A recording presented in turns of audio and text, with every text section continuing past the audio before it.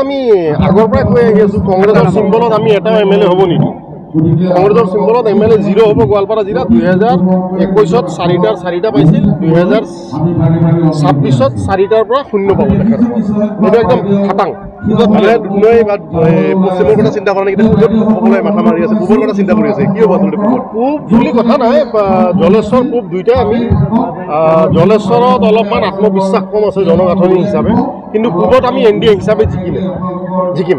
আৰু এইবাৰ ভোটাৰ ৰাইজে এটা মাইণ্ড মেকআপ কৰি লৈছে। গোৱালপাৰাৰ এইটো বহুতে ধৰ্মীয় দিশত লৈ যাব বিচাৰি আছে, কিন্তু এইবাৰ নিৰ্বাচনটো গোৱালপাৰা পূবত হ'ব। গোৱালপাৰাৰ খিলঞ্জীয়া মানুহ আৰু বাহিৰৰ পৰা অহা মানুহখিনি, কাৰণ গোৱালপাৰা পূবত জনবিন্যাসটো বুজিব লাগিব।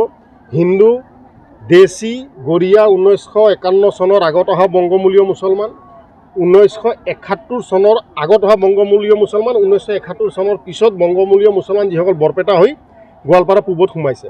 গতিকে বংগমূলীয় মুছলমানৰ কাৰণে কংগ্ৰেছ, ৰাইজৰ দল, তেওঁলোকৰ কেণ্ডিডেটবিলাকো বৰপেটাৰ পৰাই অহা। তেখেতসকলে সেইটো ভাৰ্টিকেলত কাম কৰিব।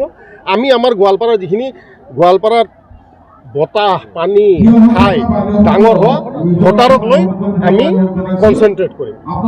বাহিৰৰ পৰা অহা লোকে নাপাব টিকেট। নহয়, এইবাৰ গোৱালপাৰা পূবৰ ৰাইজে এই ধৰণে সিদ্ধান্ত লৈ লৈছে। আৰু জলেশ্বৰতো ৰাইজ কংগ্ৰেছৰ পৰা ফেড আপ, কাৰণ কংগ্ৰেছে কি উন্নয়ন দিছে জলেশ্বৰে খুব ভালকৈ জানে। গতিকে জলেশ্বৰতো আমি কংগ্ৰেছক হৰুৱাব গৈ আছোঁ। অসম গণ পৰিষদৰ টিকেট বিচাৰি আছে। টিকেটটো চবেই বিচাৰিব। টিকেট যিয়ে ৰাজনীতি কৰে সেইটো টিকেট বিচাৰিবই। টিকেট নিবিচৰাটোহে বেয়া কথা। টিকেট চবেই বিচাৰিব লাগে। টিকেট বিচাৰিব লাগে, আৰু যেতিয়া দলে সিদ্ধান্ত দিব চিম্বল কি হ'ব, যোনে টিকেট পাব তাৰ হৈ কাম কৰিব লাগিব, সেইখিনিয়ে কথা।